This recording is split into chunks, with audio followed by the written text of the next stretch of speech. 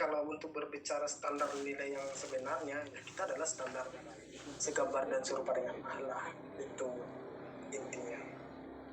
Oke. Kalau memang stand berharga dan bernilai kita di mata Tuhan, mengapa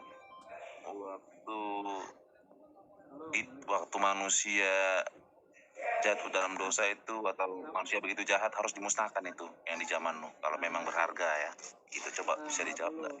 Ya, kita tahu bahwa Tuhan itu pertama-tama adalah Tuhan yang adil ya. Kita harus menyadari itu. Tuhan itu, Allah kita itu adalah Allah yang adil dan juga Allah yang kasih.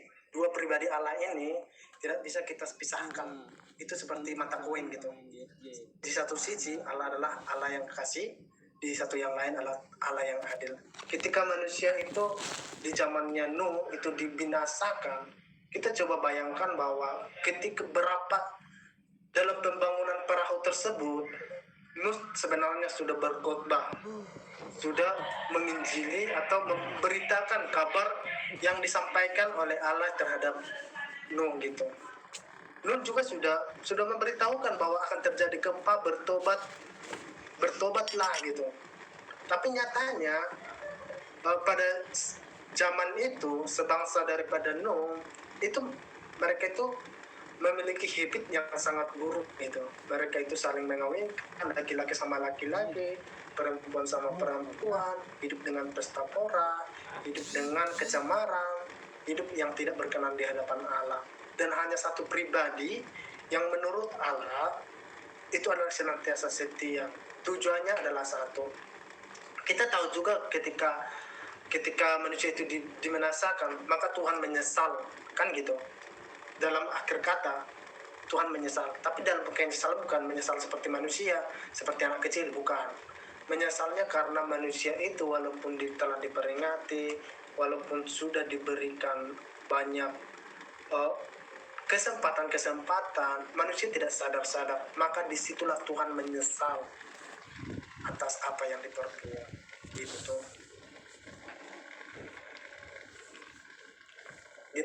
Gitu Bang Henok, Bang. Oh, jadi maksud di situ Allah sama Yesus gitu maksudnya lain gitu sifatnya atau gimana? Dulu dimusnahkan, sekarang Tuhan, kalau dulu kan dimusnahkan tuh.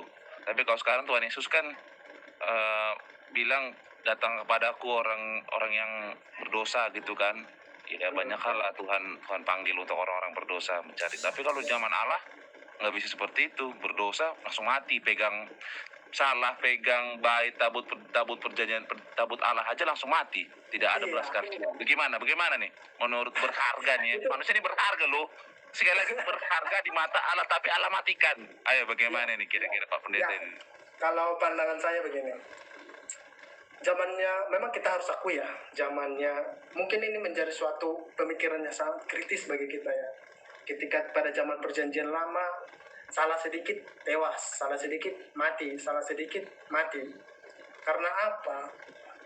Karena Tuhan di sana adalah Tuhan sendiri yang memimpin bangsa tersebut gitu. Allah sendiri yang memimpin bangsa Israel gitu.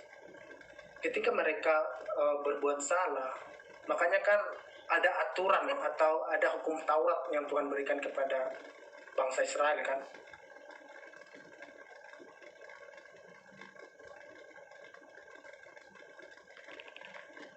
Bukan atas permintaan daripada Allah sendiri gitu, itu permintaan daripada bangsa Israel gitu. Mereka tidak mau, mereka ingin menuntut bahwa bangsa Israel itu merasa mereka sanggup memenuhi standarnya Tuhan gitu.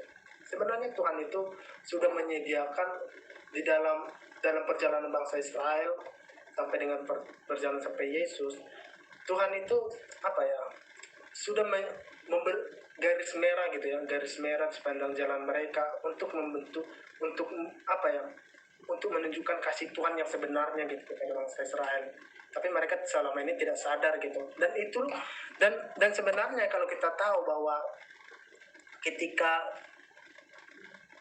melihat keadaan-keadaan seperti itu, sebenarnya pengharapan bangsa Israel itu adalah ke depan gitu ya. Kita tahu ke depan pengharapannya ketika mengharapkan Yesus Kristus lahir. Kenapa? Mereka sebenarnya tidak tahan juga gitu ya.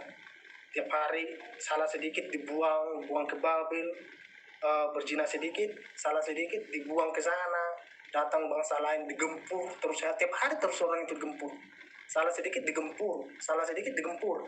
Jadi sebenarnya Tuhan itu bukannya Tuhan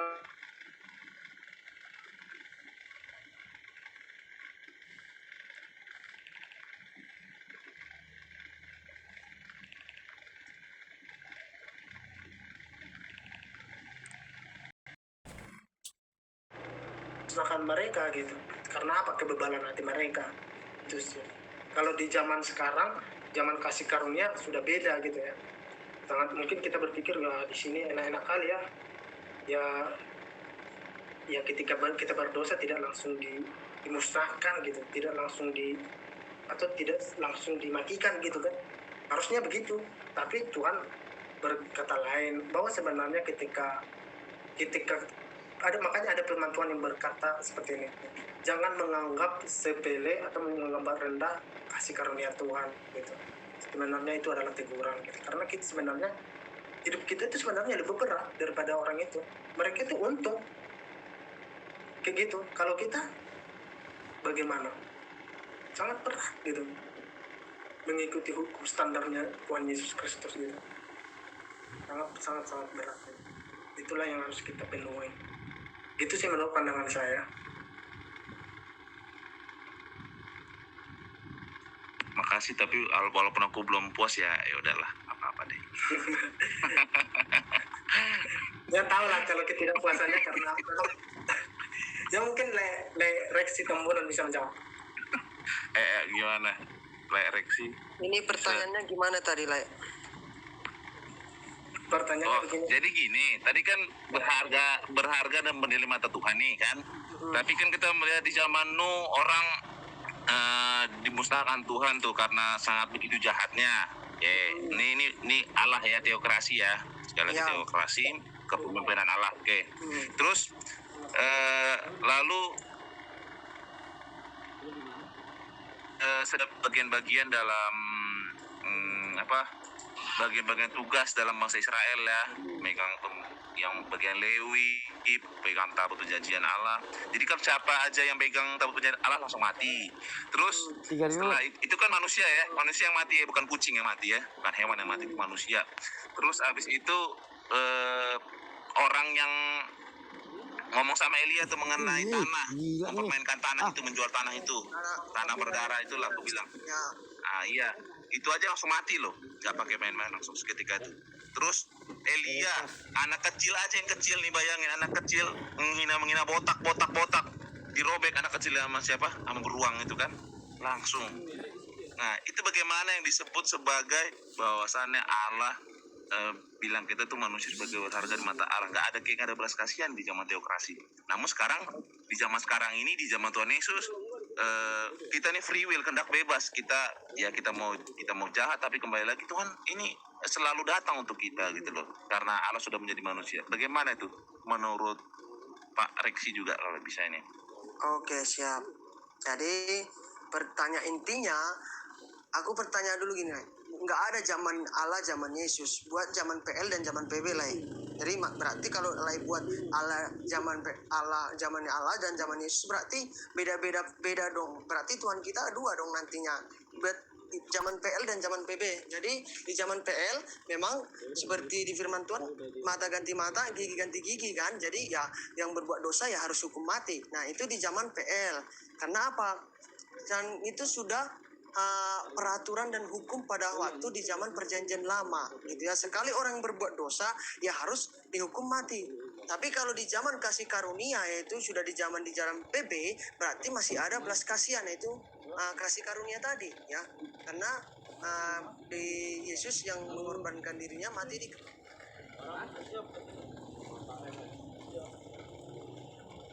hilang suaranya loh. Jaringan Terlalu cepat lah, pelan-pelan suaranya biar nggak hilang. Oke. Coba ulangin lagi. Suaranya nggak kedengaran. terlalu cepat lah jelaskan jadi hilang suaranya. Saking menggebu-gebunya jadinya. Sinyal. Iya, Sinyal. sinyal. Terlalu berdebu-debu jadinya itu. Iya, Enggak, iya. turun dulu, ntar masuk lagi, ntar stabil deh. Ya, kalau bisa saya tambahkan dengan sederhana, sebenarnya itu sangat panjang yang aku bilang tadi ya. Kalau sederhananya begitu. Kalau bisa saya tambahkan, kenapa seakan-akan Allah di zaman perjanjian lama itu, Allah itu begitu jahat, sedangkan di zaman perjanjian baru Tuhan seakan-akan lebih mengasihi atau memberikan kasihnya yang berlimpah-limpah atas kita. Sebenarnya sama aja. Ketika di zaman perjanjian lama, bukannya di sana tidak ada kasih karunia ya. Kita tahu di sana banyak kasih karunia. Contohnya, orang yang pertama kali mendapatkan kasih karunia itu adalah Abraham. Abraham itu mendapatkan kasih karunia bukan karena dia dikuduskan atau bukan karena dia suci gitu ya. Bukan karena perbuatannya kok, bukan karena tindakan yang benar kok, tapi karena Tuhan memang memilih orang itu untuk tujuan Allah yang jadi contohnya lagi orang-orang yang mendapatkan kasih karunia adalah Daud itu mendapatkan kasih karunia Tuhan gitu, sekalipun mungkin dia hidup dalam perjanjian lama, tapi ketika dia melakukan dosa dan dia bertobat kepada Tuhan, dia mengakui keberdosaannya, Tuhan tetap mengasihi dia. Tuhan tidak membiarkan dia langsung terbuang, tapi dengan kata lain, Tuhan tetap menjalankan hukumannya. Begitu juga dengan bangsa Israel. Bangsa Israel itu berapa kali Tuhan mengasihi orang itu gitu. Berapa kali orang Tuhan itu menunjukkan kasih karunia-Nya kepada bangsa Israel. Contohnya ketika di padang gurun. Berapa kali bangsa Israel ini bersungut-sungut tentang makanan dan minuman yang mereka makan sehari-hari. Bukannya, padahal dengan nyata-nyata mereka sudah melihat kuasa Tuhan, penyertaan Tuhan, mujizat Tuhan dinyatakan di tengah-tengah bangsa Israel. Namun karena persoalan sangat sepele yaitu tentang makanan dan minuman, mereka bersungut-sungut. Mereka kayak seakan-akan mengutuki Musa dan juga Allah. Tapi di situ Tuhan tetap berbalas kasihan, tetap berpegang teguh kepada kasih terhadap, tetap berpegang teguh terhadap janji Tuhan gitu. Tuhan tahu bahwa bangsa yang Tuhan pilih ini adalah bangsa yang bebal gitu. Tapi di samping itu Tuhan tidak akan selalu membiarkan manusia itu hidup di dalam ninabobo gitu, dininabobokan dengan cara Tuhan selalu menyediakan yang mereka perlukan. Di dalam di dalam kesalahan bangsa Israel, Tuhan nyata-nyata menegur mereka. Makanya kan Daud berkata bahwa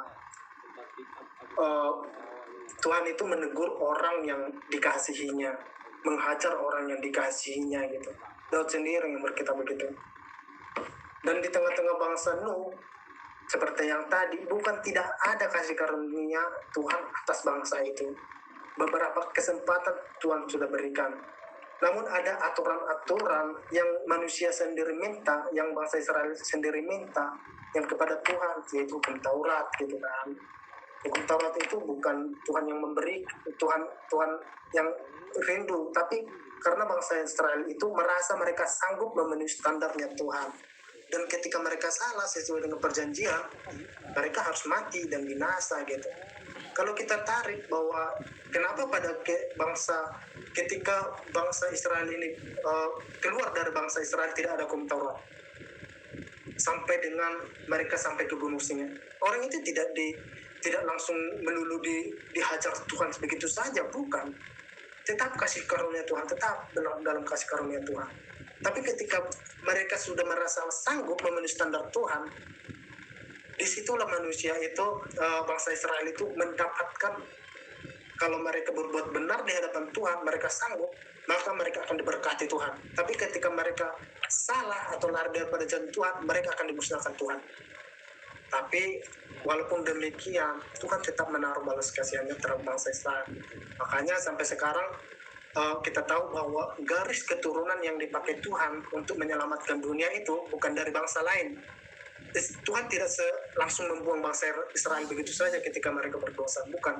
Tapi tetap Allah yang kita tahu, yang kita sembah dalam perjanjian lama juga, tetap setia dalam janji-janjinya, tetap setia di dalam apa yang Tuhan telah janjikan kepada Abraham, Ishak, Yakub gitu. Tuhan tetap setia, sehingga ada cikal bakal turunnya apa ya, kayak nubuatan-nubuatan tentang Roh Kudus, tentang Yesus Kristus, semua sudah dimuatkan di dalam firman Tuhan. Itu perjanjian lama itu adalah sebagai bentuk kasih Tuhan juga kepada manusia, dalam bentuk hajaran Tuhan kepada manusia, yaitu kepada bangsa Israel. Itu sih.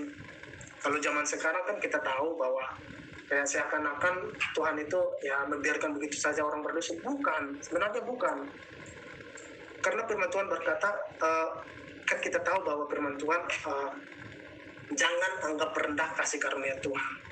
Jangan dianggap rendah, karena setiap orang yang menganggap rendah kasih karunia Tuhan, maka orang itu akan tidak mendapatkan apa ya, kesempatan, atau tidak apa ya, akan hidup kacau lah gitu istilahnya, hidup akan di luar Tuhan, hidup dalam apa, kutuk manusia, atau hidup di dalam apa ya, di dalam kegelapan gitu. Karena di dalam perjanjian baru kita tahu bahwa Yesus itu datang ke dunia itu bukan hanya untuk apa ya, bukan untuk meniadakan hukum Taurat ya, sepertinya bukan, tapi Tuhan berkata untuk menggenapi hukum Taurat. Itu sih, tidak ada bedanya sebenarnya, menurut pandangan saya tidak ada bedanya. Oke, aduh. Ya, makasih. Makasih buat Bang Heno, Bang David, dan Bang Reksi buat jawaban dan pertanyaannya. Oke, lanjut yang mau bertanya dan sharing.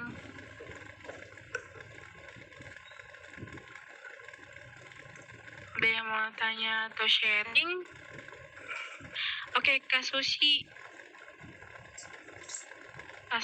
Situmorang, Lamba Gudung. Oke, Kak Susi mau nanya atau sharing nggak, Kak Susi? Apa? Kak Susi.